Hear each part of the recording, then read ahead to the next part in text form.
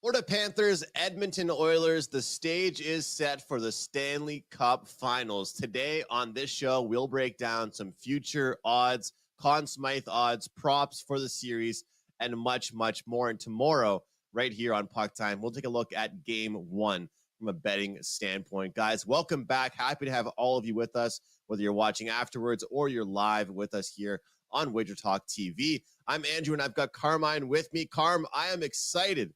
I cannot wait. I'm not really excited for how many days there will be between games of this series, but Oilers and Panthers, what were your opening thoughts when you saw these two teams were going to meet in the finals?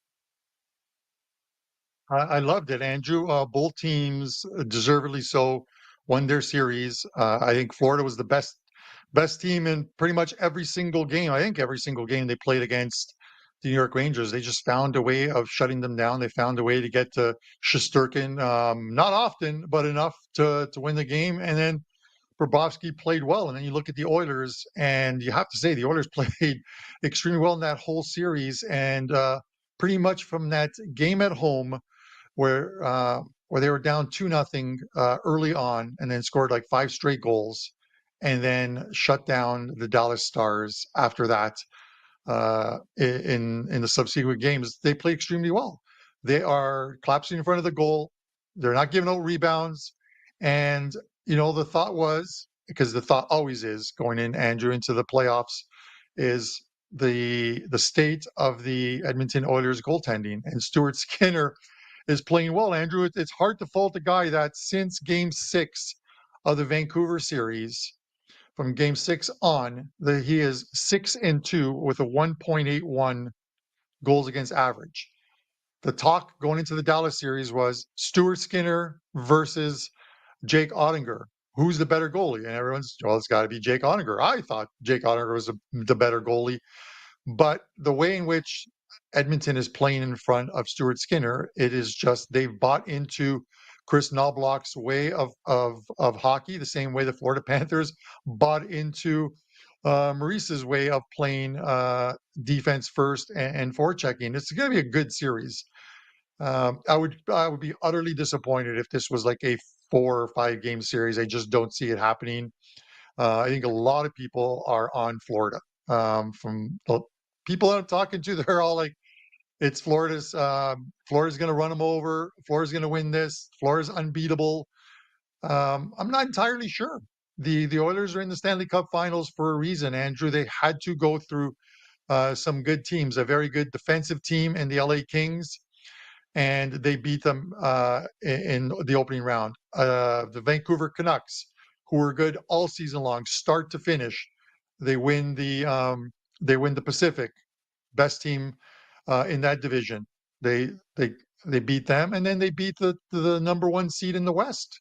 So 2 of those 3 series, the last 2, they were the road team in 2 of those 3 series. Obviously, the only one against the Kings where they had home ice advantage.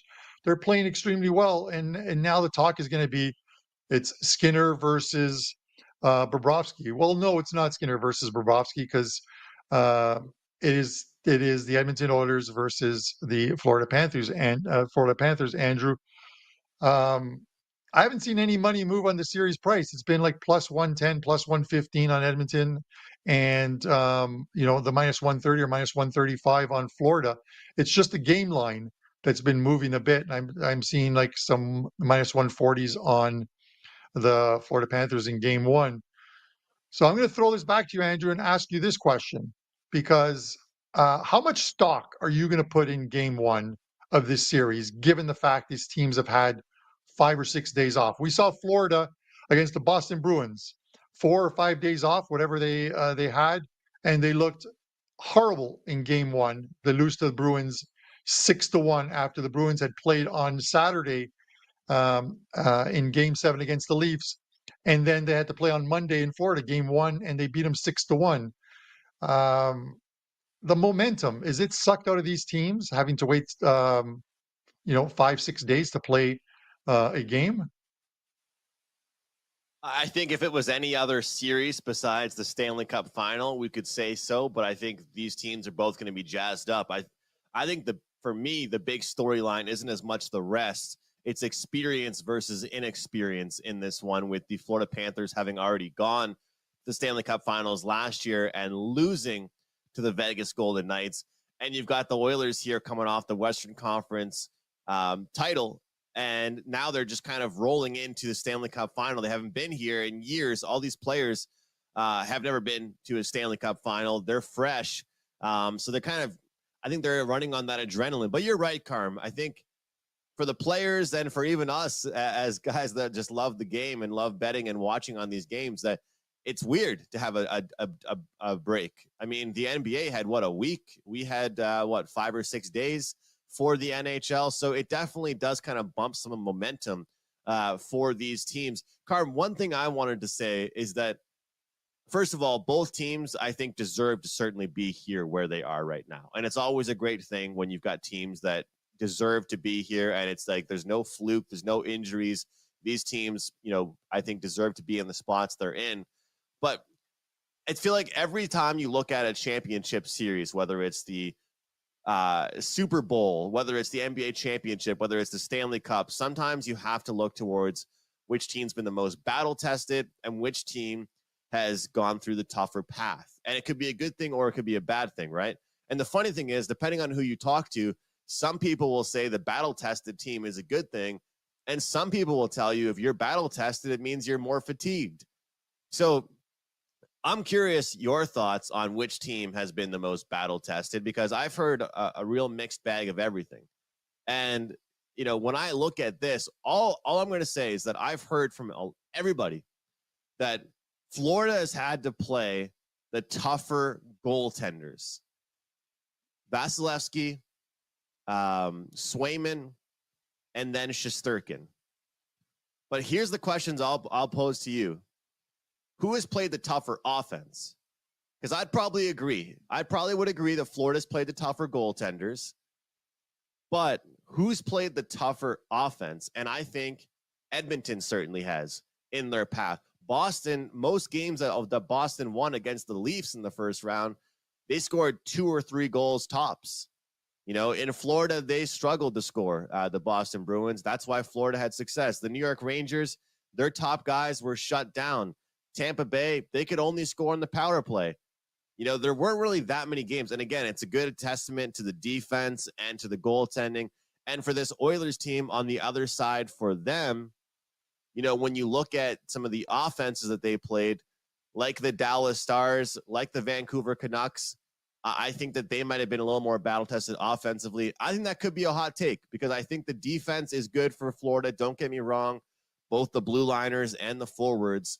But Carm, which team to you has had the tougher pathway to get here overall? You mentioned it off the top, but who do you think's kind of coming in here more fatigued? I'm not going to give you the answer you're looking for, Andrew, but I'm going to give you an answer to your question, and I think it's a wash. Let's look at the Florida Panthers first. They get Tampa Bay in the opening round, a team that's been a thorn in their side, and eliminated them. And I think in the year they won the President's Trophy, eliminated them 4 straight after I think they got by Washington in 6. Florida was the second highest scoring team in the Eastern Conference. Then they get the Boston Bruins in the next round. And we know the Bruins, they can be a physical team. They can be a team that gets under your skin. Scoring wise, they were mid-table. We'll call it mid-table as far as scoring wise in the Eastern Conference. And then they finish it off by getting the New York Rangers, the 3rd highest scoring team in the Eastern Conference, in the final, and one with a very good goalie. So yeah, they're facing good goalies along the way. Vasilevsky, Swayman, and then of course Shesterkin, 3 very good goalies, but teams that could score that couldn't do it. What they did, if you look at their every series that they played, they won in different ways. And that's the thing about the Florida team. They can win a 2-1 game, and then in the Tampa series, they won 6-3 games.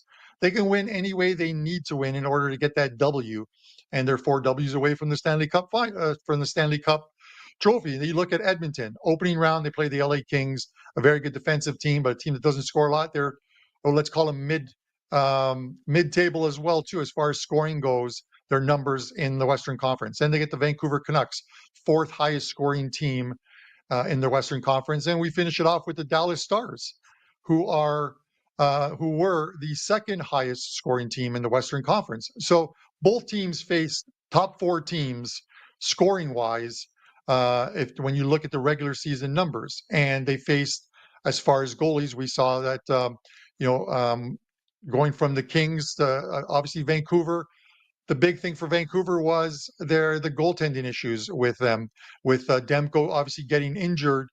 They were forced to play a different way. They averaged 21 shots on goal in the series against the Edmonton Oilers. The LA Kings averaged 29 shots on goal per game. And the Dallas Stars, the second highest scoring team, Andrew, in the Western Conference, averaged only 26 shots on goal in the Edmonton series. 26, 29, 21, they seem like a lot. It's not if you're playing very good defense and rebounds, and that's what the Edmonton Oilers did, Andrew. So I think it's a wash as far as I think the better goalies. You're correct.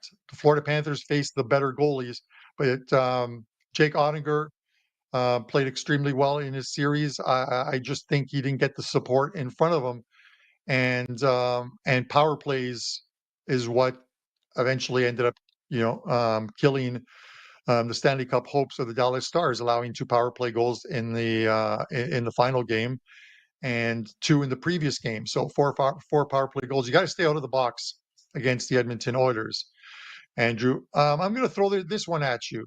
When you're looking at the specialty teams, so you got the Edmonton Oilers, number 1 power play, 37.3%, number 1 penalty killing, 93.9%. So you figure they have the advantage. They have the better specialty teams. Florida, not that far back, as far as power play, 23.2%, number 6 in the playoffs. Number 2 in penalty killing, 88.2. If that Edmonton Oilers offense goes up against that number 2 penalty killing, Andrew, who's got the advantage? Who's got the advantage in specialty teams outside of these numbers? Because we saw, I think the Oilers have killed 28 straight penalties. It's something you don't see the Edmonton Oilers do, and they're doing it. So you always wonder about, are they? Is it fate? Are they a team of destiny? Give me your thoughts on specialty teams. Yeah, it's huge, Carm. It's huge. And, I've kind of been a guy that has made fun of teams for abusing the power play. And then, of course, now people are seeing me cheering for the Canadian team on Twitter, and they're like, hey, they're kind of a power play team too. And I get it. Look, guys, I understand. I used to go after the Rangers because all they had was their power play. And now the Oilers are doing the same thing. But the difference is, as you mentioned, 28 straight kills. So not just the PP is working well, but the PK is working very well. So I will give the special teams advantage to the Edmonton Oilers. And a big part of that, Carm, that I would say for why I would say that is that at the trade deadline, when the Oilers made a few pickups, going into the season, when the Oilers kind of laid out their roster, right? One thing I really like about this Oilers team is that every player knows their role. It's very similar to some very successful basketball teams where you just have to know what type of player you are, what you're bringing to the team. Like when the third and fourth line is out there for the Oilers, Carm, it's almost like they're out there to give Connor McDavid a break. They're out there to give Hyman a break. They're out there to give some of the top guys. They don't need a goal from the third and fourth liners. If they get one, it's amazing. But they do not need it. They need good defense. They need good pressure. They need good forechecking.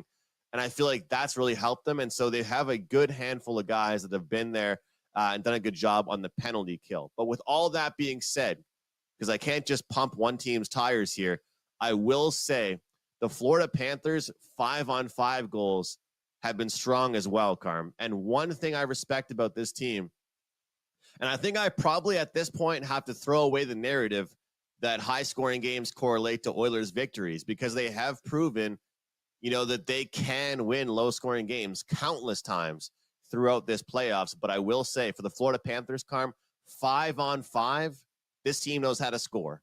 They don't always need power plays. They can score 5-on-5. And you look at the the 2 goals the Oilers scored, and I think what we could probably both agree on was the Oilers' worst series or worst game of the series was their Game 6 victory, and both goals on the power play.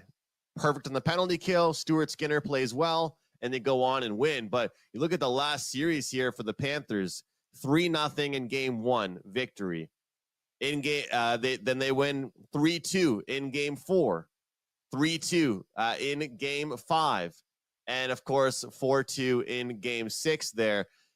Every single game the Florida Panthers won versus the New York Rangers, Carm, they didn't need to score more than 3 goals, which just goes to show how great Bobrovsky is and how great their defense is. So, guys, I will say this. I find it very hard to believe that this series as a whole will not be very low scoring. To me, I find this, it's going to be very hard. Goals will be hard to come by. And that's why, unfortunately, special teams, as Carm asked me the question, are so important.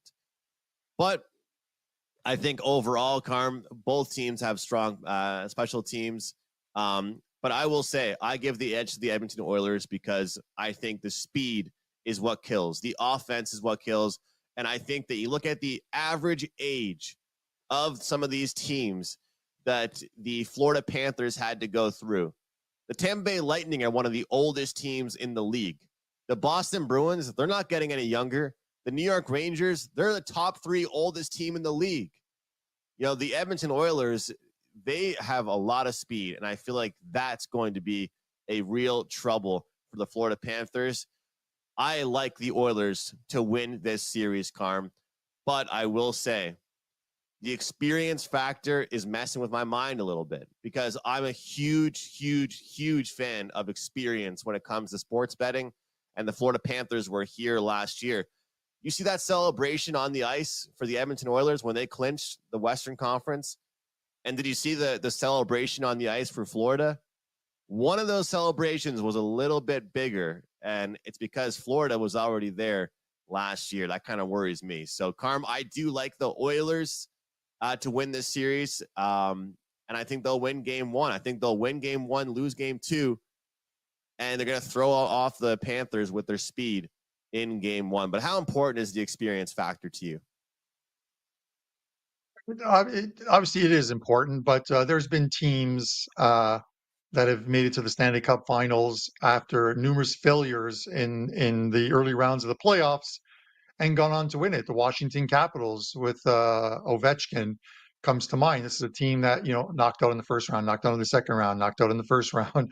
And it was kind of like a rinse and repeat that we see like for 18 or 19 years with the Toronto Maple Leafs up here north of the border. But Washington got there and Washington won. Can the Oilers do the same thing? I love the fact that first, it's just going off on a bit of a tangent. Paul Maurice more than Chris Knobloch. It was Paul Maurice. When they won the series, he pulled over, I think, his captain and said, "Do not touch that trophy. Do not touch that trophy. It is the mush." They touched the trophy last year, and everyone thinks he touched the trophy. It's jinxed. It's believe what you want to believe. It's kind of like the President's Trophy winners don't win the Stanley Cup. It's just there's parity in the league now amongst the top teams. So that has nothing. The Rangers winning the President's Trophy has nothing to do with them being knocked out by Florida. Florida was just a better team. So I look at it that way, Andrew. The thing is about this series, and I know a lot of people, and I discussed this on WagerTalk today when talking about this, that I do like the Edmonton Oilers to win the series, but a lot of people talk about the travel going from Florida to Edmonton and back. There's a lot of travel. It's 2,400 miles for us Canadians north of the border. That's 3,860 kilometers of travel. But the way they have set up the playoffs, there's plenty of rest in between the games. So 2 games in Florida, and then they have 3 days off before Game 3. They play Game 3 and 4, and then they travel back to Florida again. There are days of rest in between Games 5, Game 6, and Game 7. So it's not like they're flying out and have to play the very next, they fly out the next day and have to play the very next night. That's not happening. They're stretching out these playoffs. Game 7 would be on June the 24th, Andrew. The last day that I will be in Vegas. I'm going from the 19th to the 24th, but I planned ahead. I booked the red eye. So if it goes game 7, I'm not going to be on a plane wondering what the score is. I will be at Circus Sportsbook watching that game. So I've got that planned out. Let's I'm going to throw a couple other things at you, Andrew, when we talk about like this series. So I also mentioned Forsling. Forsling did a great job in the series against the Rangers. They shut down that top line. It seemed like anytime they tried to break out of their zone, Forsling just pinched from his defensive spot, stuck the stick in Panarin's path, and knocked the puck away. And then he just retreated and got back to his spot. He did such a good job. They shut down the Rangers in the neutral zone. Can they do that against the Edmonton Oilers? Because if it's Connor McDavid or Evan Bouchard or Draisaitl coming through that neutral zone with that speed, can a guy like Forsling, and we'll zoom in on him only for the time being, can that guy now pinch in defensively or offensively to try and stop the neutral zone, knowing that if they get by him, they're going to have an odd man rush, or even worse, draw penalty, and you put that Oilers number 1 power play that's 37.3% in the playoffs on the ice. Thoughts about, can they do to the Oilers what they did to the New York Rangers? I think that the Florida Panthers defense, like I said, overall, both the blue liners and the forwards are undervalued. They're not talked about enough and not appreciated enough. People talk about them as being such a physical team, tough to play against, good offensive crew. But you're right. Forsling, Barkov, Tkachuk, all of those guys are good. Rodriguez, not just good offensively, but they're good defensively as back checkers. But again, Carm, they haven't seen the speed of the Edmonton Oilers yet. So it's going to be, I think, an East-West team versus a North-South team, 100%. I'm not saying the Panthers don't have speed, but they score their goals by cycling around, getting the puck deep, hitting guys. The Oilers, they want to have a guy pinch up. They want to have those odd man rushes. They want to use their speed and counterattack. And that's kind of the way I look at this. So I do think, and that's why, Carm, I've got a tough time believing that many games in this series will go up and over the total. Maybe the first couple have the opportunity to because it's fresh. The teams haven't seen each other. They're rested. But once we get into that playoff feel again, and I'm sure they should be, of course, in that playoff feel, but I have a real tough time thinking that this could go over. Excuse me. I think that we just have two teams. And again, I'll say it because and you've been giving respect to them, and I have to do a better job of respecting. The Oilers' defense has been good. It's been better. Stuart Skinner, sure, there's 2 games where he didn't play this playoffs because he sat versus the Canucks. He's been respectable. So, Carm, I'm going to throw this out here. We've been kind of all over the place, but I'm going to throw this out here. One of the plays I like for game 1 is Stuart Skinner under 27.5 saves. His number was 24.5 in every single game against the Dallas Stars. He's gone under 24.5 in 4 of his last 5 games. And yet now we're seeing a 27.5 for Stuart Skinner against the Florida Panthers. And I think I get it. The Panthers aren't as picky as the Dallas Stars are. I think one of the reasons why Skinner was going under on his shots was because the Dallas Stars were very picky and very selective. They always tried to find the nice play. The Panthers are going to throw everything they can at the net. But you're going to tell me we're going to go from a 24.5 on a guy that hit this under in 4 of the last 5 games to now we're going to go with a number at 27.5. He's got to make 28 saves. You throw in, let's say Florida does get a couple goals here. That means he's got to face 30 plus shots. I'm not convinced that happens in game 1 of the Stanley Cup Finals. So one play I can give you guys for sure here, under 27.5 saves. And as I already mentioned, I do like the Oilers to win game 1. But what sticks out to you? Any unique props? Anything in? I know you like the Oilers for the series, Carm. What sticks out to you that you found? Yeah, so looking at it, I do like the Oilers to win the series. Game one, I just because of the long layoff, I'm undecided, Andrew. I may just go the prop way and see how game one unfolds as far as, or I just could go the total. I'm not there yet. I'm not there yet on who I want. The series one, I did bet. Both these teams, a couple things. Both these teams have shown in the playoffs they can win both ways by playing defensive style games and winning 2-1 games. And then they've both shown that if they need to score goals to stay in the game and win, that they can do that. Their side by side comparison looks the same. Does that mean that when they get on the ice and play that they're all going to be either 6-5 games or 2-1 or 3-2 type games? No, because it's a series within the series. We'll see what happens after game one.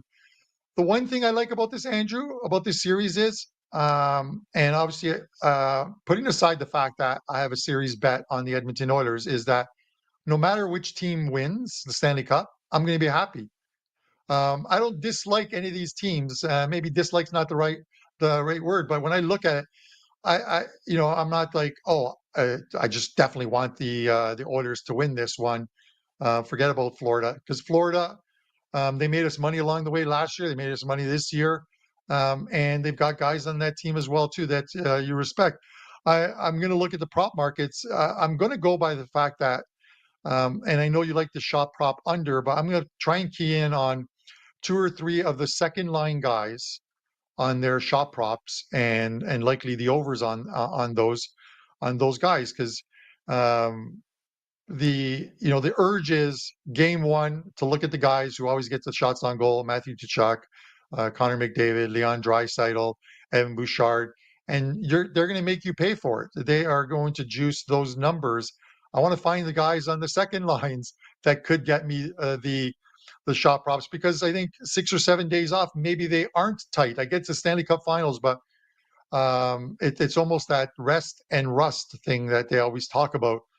And you could see it in this series. I hope not. I hope game one is a classic one that sets up the rest of the series. But I'm probably going to look at props for game one and look at some of the second line guys on each team, maybe even a guy like, Kane as well too, and see what I can get out of them. Probably stay away from anyone who's lined at 3.5 and stick to the 2.5s in this game as far as the shot props, and try not to go over anything minus 135, minus 140 vig wise, to get off to a good start in this series, Andrew.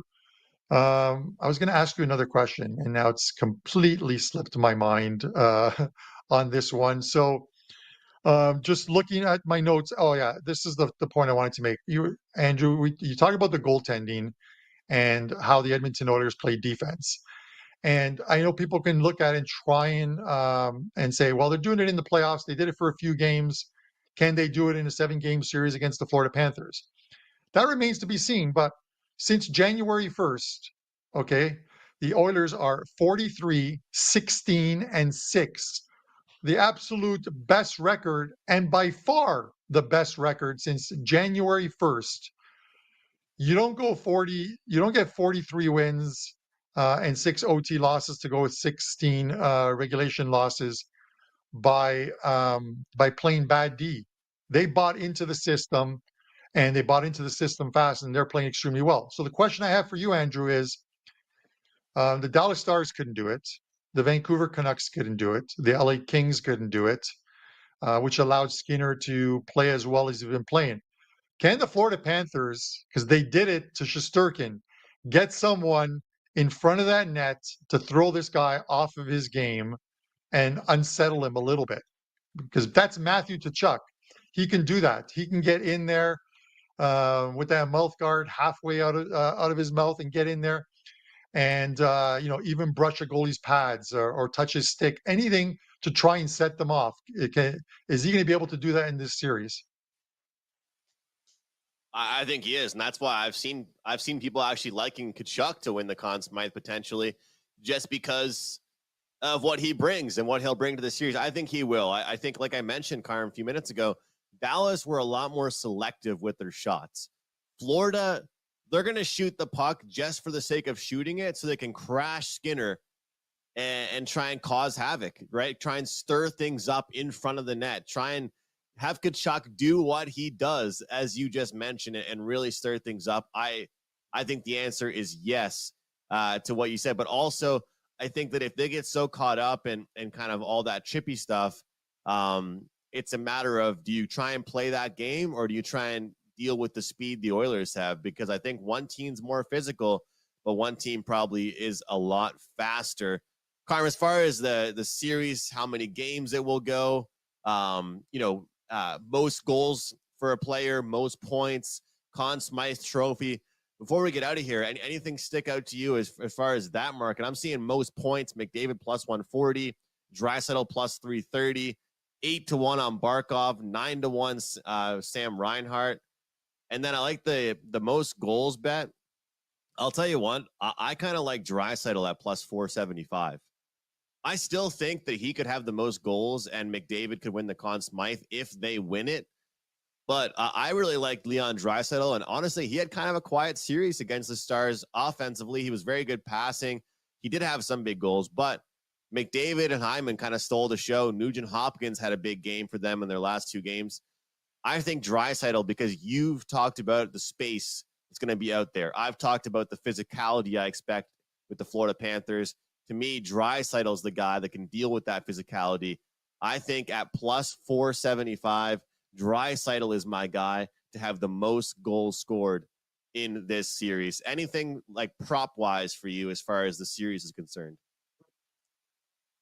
Yeah, I'm holding a future because I talked about it in the Rangers series because I just thought the price was good. That Florida made the Stanley Cup Finals and they won. I didn't think it was going to be Bobrovsky, and it comes down to then their two best players, which are Barkov, and the price wasn't good on them, or Matthew Tkachuk, and Matthew Tkachuk was plus 950. Now, we're not talking life-changing money. I said at the time, at 950, it's a flyer. Throw a couple slices of pizza on it, as I like to call them. But some of you guys have seen my pizza bets, so I take that with a grain of salt on how much you really want to put on it. But at the 950, I took it.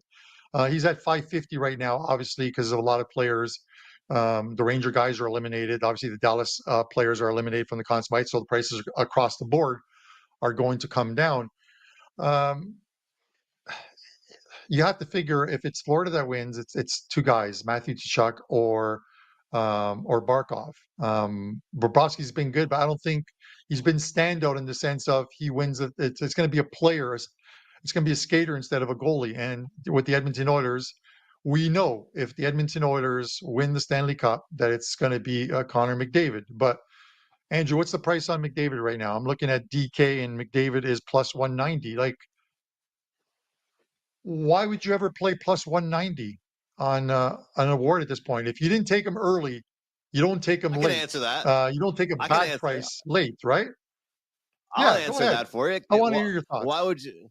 Because I think that people, you say why, because you can't worry about yesterday today. That's what I've tried to learn. I get it. You have to understand what yesterday's odds were, but at the same time, the odds for the series, like what did you say the best number you could find, Carm, was plus 130 for the Oilers to win the series?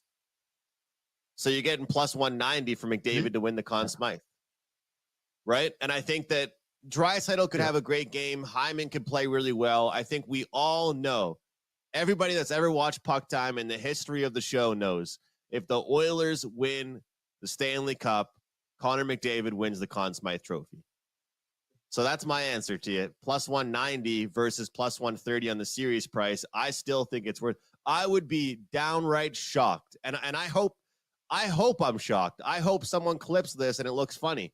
I would be shocked if the Oilers win the Stanley Cup and McDavid does not win the Conn Smythe Trophy. I really would. So, Carm, that's like, I get what you're saying because the odds were so much better like last week or 2 weeks ago. But to me, as long as his odds are better to win that than they are to the series, then I'm betting McDavid to win the Conn Smythe Trophy, because I think that there's not a planet that we could live on that they're going to win the cup and he's not going to win the Conn Smythe Trophy. And I've been saying that I thought Bobrovsky would be responsible.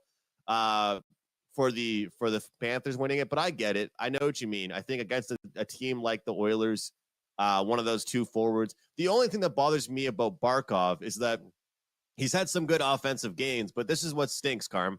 Nobody will give a forward the Conn Smythe Trophy for how good they were defensively all playoffs. Nobody will give them the Conn Smythe for, hey, you shut down every team's top player. Here's the Conn Smythe Trophy. Unfortunately, they won't give it to Barkov for that. So that's why I kind of lean my two picks. I hate to be a little chalky, but McDavid and Bobrovsky would be my two at this point. All right, listen, I see it. It normally goes to the guy that's to the skater or the goalie from the team that wins it. You could make a case that if this series wins 7 games and McDavid put up 15 points in this series and ends, with like 45 or whatever, 47 points, wherever he'd be at, that Florida winning Game 7 and Connor McDavid winning the Conn Smythe is a possibility, but it just doesn't happen. It doesn't happen. I don't even know if it's happened. I have to look at the Conn Smythe winners. I can tell you one, just to go off on a bit of a tangent, Dominic Hasek in 1999. The only reason the Buffalo Sabres were ever in the Stanley Cup Finals was because of Dominic Hasek, who absolutely stood on his head and willed them to the Stanley Cup Finals before they lost to the Dallas Stars. I still say Hull's skate was inside that blue paint, Andrew. The Sabres were robbed, but there was no video review at the time, and they all jumped on the ice and celebrated, and the rest is history. It's just another black cloud that flies over the Buffalo teams that I support: the Sabres, the Bills, the Buffalo Bandits. Actually, Dan, our producer, will tell me if the Buffalo Bandits lacrosse team is good or trash. He'll usually say something. But I get it, Andrew. You have maybe one champions. You have maybe 2%. I'll give you like 2% insurance, backup insurance that if McDavid put out unbelievable numbers, but they still lost the Stanley Cup, that he could get the Conn Smythe. I just don't know with the NHL whether they would even do that at this point. We'll see. This is why they play the series, Andrew. I'm sure our opinions are going to change one by one the whole way. So, with that said, just give me 1 second here. I'm just going to do a little housekeeping. There we go. Getting rid of Hamburger Boy. But with that said, yeah, it's what you got to do sometimes. Andrew, okay, one final thought before we close this up. If this series, you like the Oilers, does this series go? How many games does this series go? So I'm going to throw out a couple quick numbers on you. Total games: 7 games and 6 games are plus 200. 5 games plus 275. 4 games plus 600. If you think it's a sweep, you take the plus 600. I don't think it's going to be a sweep. Do you do what I did with the Rangers and Florida, and basically take even money that the series is going to go 6 games, at least 6 games? So it could go 6 or 7. You're betting plus 200 on Game 7. You're betting plus 200 on Game 6, and you basically turned it into an even money bet that this series is going to go 6 games at the very least. I just think, Carm, that the glamorizing, exciting world of Game 7 would be awesome. I just don't see it. I'm going to lock in Game 6. I feel like we haven't seen that many overtimes in this year's playoffs, and we haven't really seen that many Game 7s in this year's playoffs. Look at the conference finals, right? Look at the rounds before that. I'm going to lock in series to end in 6 games is what I will say. And one team, put it this way, I think one team will win both games at home. We'll see what happens. But that's it for me, Carmen. That's all I've got for picks so far. Both so games, one team will win. Sorry. So what you're saying is, sorry. So what you're saying is, are you saying like Florida Florida will win games 1 and 2, or Edmonton will win games 3 and 4. Is that what you're saying? Yes. Yeah. All Thanks right. for explaining Okay. that. Yeah. I Yeah. don't even know Sorry. if there's That a was. prop bet for that, but you could basically play like the ladder challenge and do it that way. Listen, Yeah. I hope it's a good series. End of the day, I hope it's a good series. Any championship, you always hope, whether it's the NBA, whether it's NHL, whether it is the Super Bowl, you always want to see a good one. Obviously, Super Bowl is a one-off, but anyone that is a series, you want to see a longer series. I would love to do 7 shows because there's 7 games. We shall see. This is why they play the games, boys. Guys, it's $2 Tuesdays over at Sports Memo. Joe D'Amico is the $2 capper. You can head over there.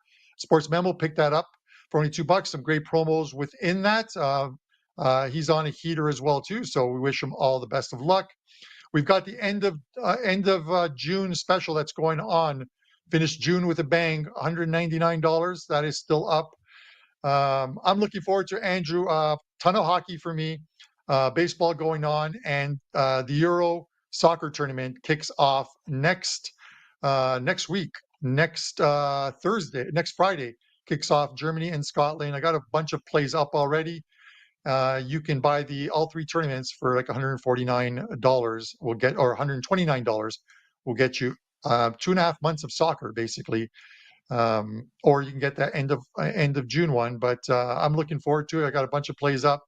Unlike the World Cup, which was profitable for us, number 1 at WagerTalk, the Euros, Andrew, you don't see surprises. It plays truer to form. My video with Kelly should be up soon, where I preview and I run through the brackets. I talk about how each group is going to finish, the best third place teams, and then the brackets, how I see it going right up until the finals. So if you're in one of those bracket contests, watch that video. You don't have to agree with me, but you can drop a comment in the comment section because we always love to hear from you guys. And that's it. One last thing, and then I'm going to throw it to you, Andrew, to take us home. Contest time. Win a PuckTime t-shirt. Drop a comment, not in the live chat, but drop it in the comment section after this video gets posted in a few minutes, and tell us who wins game 1 and what the final score will be. If you get it right, you don't win. But of all the people that get it right, I will choose a winner amongst them, and you'll get a PuckTime t-shirt. There'll be a Goldfish t-shirt. We love you guys in the chat. Always tuning in. Always some great chatter from you guys. Best of luck this weekend with all of your betting. Andrew, back to you. Carm, I cannot wait for the Stanley Cup Finals to begin. I hope you guys were able to get some picks out of us. You can tell we're probably both really excited for this series, but I'll leave you with this. Under 27.5 saves for Stuart Skinner in game 1, and we'll look at the over on shots for Sam Reinhart. Guys, wishing you the best of luck. Make sure you enter the contest. Make sure you let us know below what you are betting on for this Stanley Cup. Thanks for watching. We'll see you next time.